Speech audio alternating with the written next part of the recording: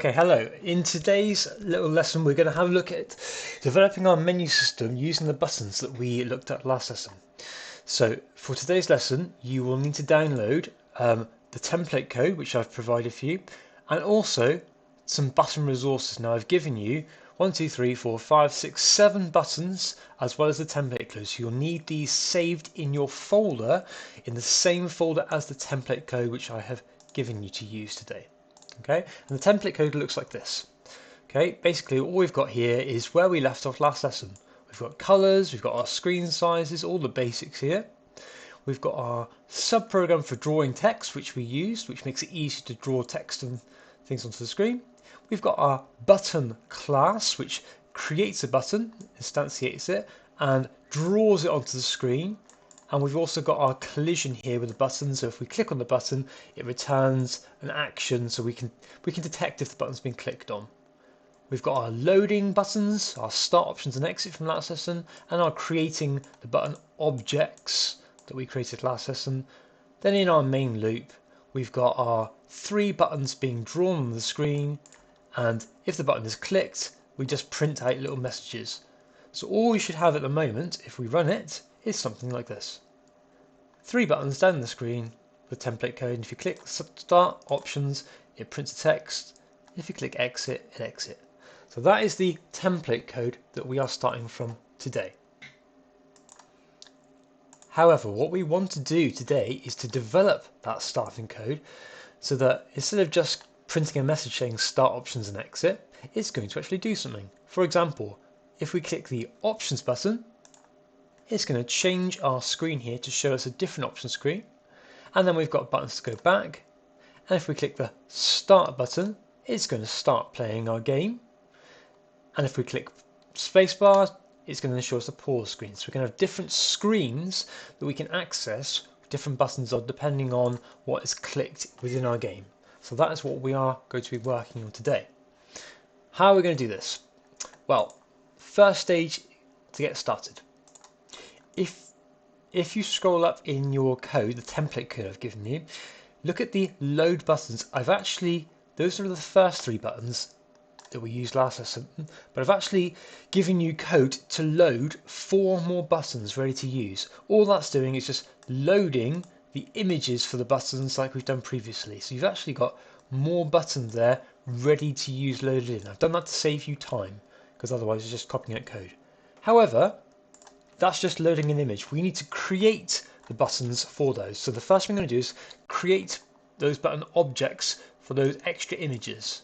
So like we've just done before, I'm going to do the resume button, resume underscore button equals button, and we're going to set its location on the screen. And you can basically just use the sizes that I've got here for a minute. You'll understand how they're going to work in a minute. And I'm going to set the scale to 0.5. So to save you time here, just so you can see this clearly, I'm going to pause and I'm going to put the code on the screen for you. And as if magic, there it is. So take a moment, have a look at these 4 buttons that I've created for you here. 4 button objects, resume button, button, the resume image, difficulty button, difficulty image, controls and back button. 4 buttons, and notice the different positions that they've been put on the screen. That'll be important for in a minute. Take a moment, create your 4 button objects now. Okay, so once you've done that, at the moment we need to think, if we run our game, the game is just basically running. It's just a menu screen. There's no way of distinguishing between the game being on a menu and the game actually starting and playing. So what we're going to do is we're going to add a variable to our code at the top here in our game variable section, and it's going to be called game underscore paused. Oops, paused. So we're going to have a variable which is going to be to keep track of whether the game is running or if it's paused. And to start with, I'm going to set it to true. Why? Because when the game first loads, the game isn't running, it's actually paused. It's ready to play, but it's not actually running straight away. Okay, so game underscore paused, true. So how can we use that game paused? Well, once you've got the variable there set to true, we're going to go down to the main loop, the main while running loop. Okay, in our main while running loop, this is the bit here that is showing our menu buttons. Well, we only want to show this while the game is paused, while it's not running. So what we're going to do is we're going to put a selection in here to say if game underscore paused equals true. So if the game is paused true, then I'm going to indent all of this code here, and that is going to be drawing our menu. So if the game is paused, we're going to draw our menu like that. Okay, nice and simple. However, if the game is not paused, so we're going to do an else underneath here. Else, so if it's not paused, so pause false, you could do elif game pause false if you want to. We are going to draw a different message. So to do this, I'm just going to use the draw text feature we've got, draw text subprogram. I'm going to say game, make it nice and clear, game running, and I'm going to use font 1. Oh, just to point out as well, I've got 2 fonts I've given you in this program, so I'm going to use font 1. There are 2 fonts that have been created, and I'm going to put the color to white so it stands out nicely, and I'm going to put the position to 200 by 250. Okay, so we're going to just draw some text on the screen that says game running. Just to be a bit fancy as well, I'm going to do a second text here, just underneath it. So while the game's running, I'm going to say press space to pause. And I'm going to use font 2 for this and set it to 300. So basically, you're going to have 2 little messages pop up on the screen to say the game's running and press space to pause. Okay, just going to represent our game actually running and doing something physical. Now if we run the game now, after our paused and else has been added, and we click the start button, the message prints on the side here, but nothing actually happens yet. The game doesn't start. So why is that? Well, even though we're clicking the start button, the game is still actually paused at the moment. So what we need to do is go to the action for game start here. So when we click on that game start button, and we're going to go game underscore paused equals false. So the game is not paused anymore. Okay, so we click the start button, it's going to change that Boolean variable from true to false to say the game is not paused, it's actually running. Now if we do our game, click the start button, when we click the start button, the game should say game running, press space to pause. Okay, so what's happened, it's changed the variable to false, so the game's running. Just be careful, one mistake I did there is game paused, not pause. Okay, game paused equals false. That will then change the game from pause from true to false, and it will run our game. Okay, so we've got a basic menu screen now where we can go to the menu screen and then we can start the game and go between the two. What's next?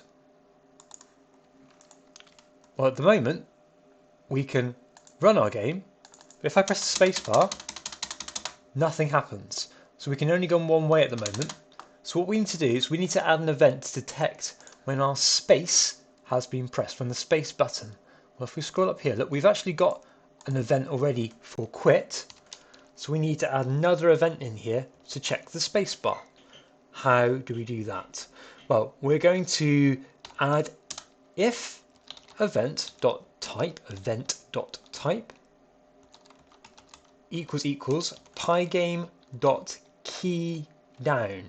Basically, that's going to detect any keys being pressed down on the keyboard. And if event.key equals pygame.k underscore space, if the space key has been pressed down. So it's checking to see if any keys have been pressed down and checking to see if the key pressed is the space key. What we're going to do then is we're going to change the game paused variable back to true. So we're pausing the game, basically changing that Boolean variable from true to false. Now if we run that, I press the start button here, which changes the Boolean variable to false. I press the space key, it detects the motion and changes it back to true, pause. So we can kind of flick between these two screens now, between the game running and the game being paused, or two states of the game, which is good. Okay, so we've got a menu screen and the game running. And all your game code would basically, for running the game, would go in here. Okay, instead of saying game running, it would all down there, and all our menu screen stuff is up here. So we've got a basic working menu screen now, which is good.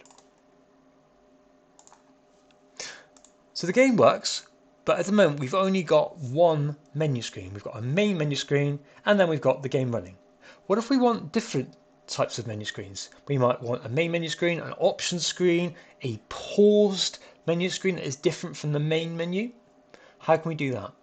Well, if we go back up to our variables at the top here, we've got a variable called game paused, which is true or false. We're going to add another variable here that says menu underscore state. What state of the menu are we using? What menu do we want to show? And to start with, I've set that to the main menu. Menu underscore state equals main. Okay. We can then make decisions about what menu we want to show. Okay, once you've got that main variable up here, menu underscore state equals main, we're going to go back down to our main loop here. And this is where we're drawing our menu, deciding which menu to draw. So what we're going to do is we're going to add another if statement now in here. We're going to say, just underneath where we've checked to see if the game is paused, I'm going to go if menu underscore state equals main. Well, guess what? We're going to show this main menu code here, and it needs to be indented 1 here, so it will show the main menu if the menu state is main and the game paused equals true. It'll only show that menu then. Okay. Now at the moment, there shouldn't be any difference really in the game at all. If I run it, I can still go start, go. I can flick between the two, okay? Because we've only got two menus. But what if we wanted a different pause menu for when the game started, but then we pause it?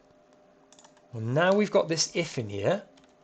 I'm going to add an elif menu underscore state equals paused. So if the game is on the paused menu, we're going to have a different menu. Okay, now I'm going to cheat a little bit here. I'm going to put some code in for you to copy down, but then I'll explain it. So in here, inside our paused menu, boom. Have a look at this code. Okay, so what is it doing? I've drawn some text just to say paused on the screen. Not very complicated. And I've got my two buttons. I've got my resume button, which I am drawing, and I've said if the resume button is clicked, we're going to unpause the game paused false. And I've got an exit button, and if you click that, it's going to stop the game, run equals false. So I've just got two buttons on our paused menu screen. Take a moment, pause the video and use that code for the paused menu state. When you're ready, come back to me. Tick tock, tick tock.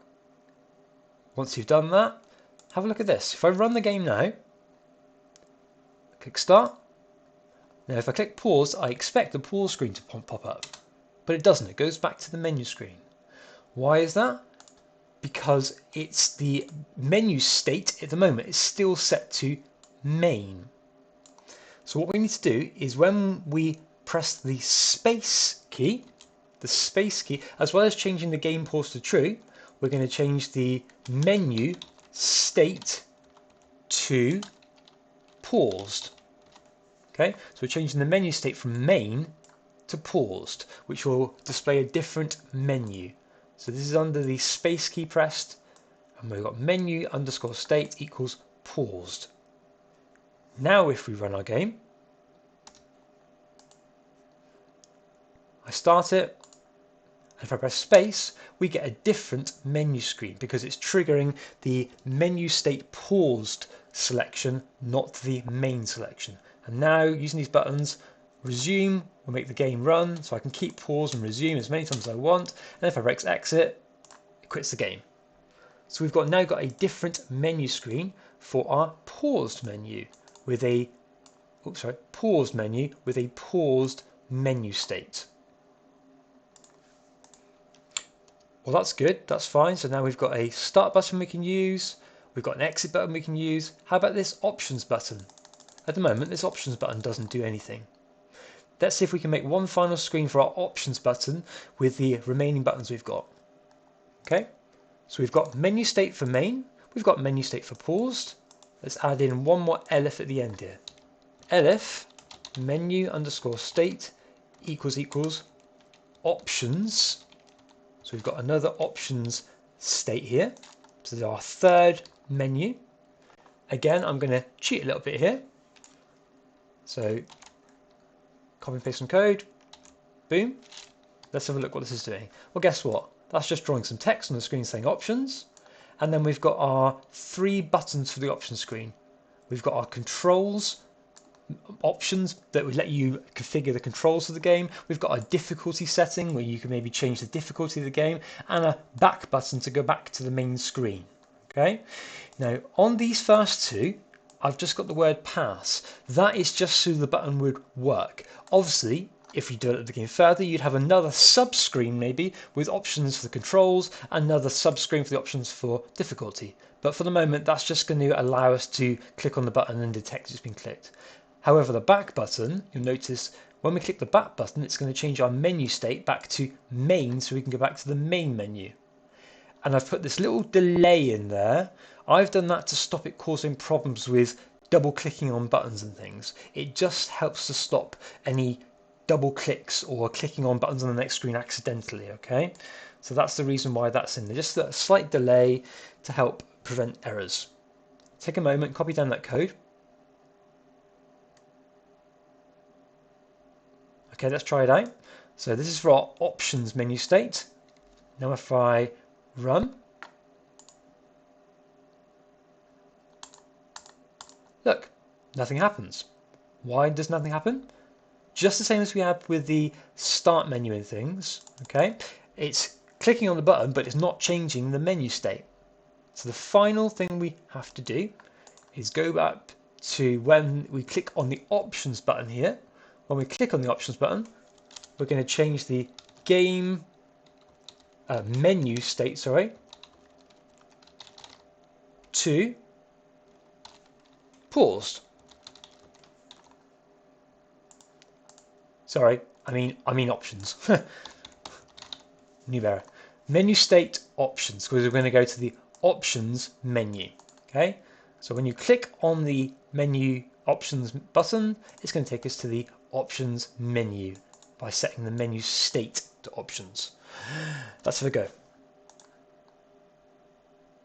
So now we should have our options button, which is taking us to our options screen with difficulty controls. These buttons don't do anything, but you could program into further submenus. Our back button will take us back to the main menu, and then our start button, which plays the game, and we can pause, resume, and then exit if you want to exit a game. So what you now have running is a fully working menu system, and in your actual game, all the main code itself for the game running could go down here, and you can pause and go back between the game as you need to. Okay, if you'd like a further challenge, see if you can actually work on the controls and difficulty menu. Can you add in 2 further layers with different settings and things into the game? Okay, good luck, see you in the next lesson.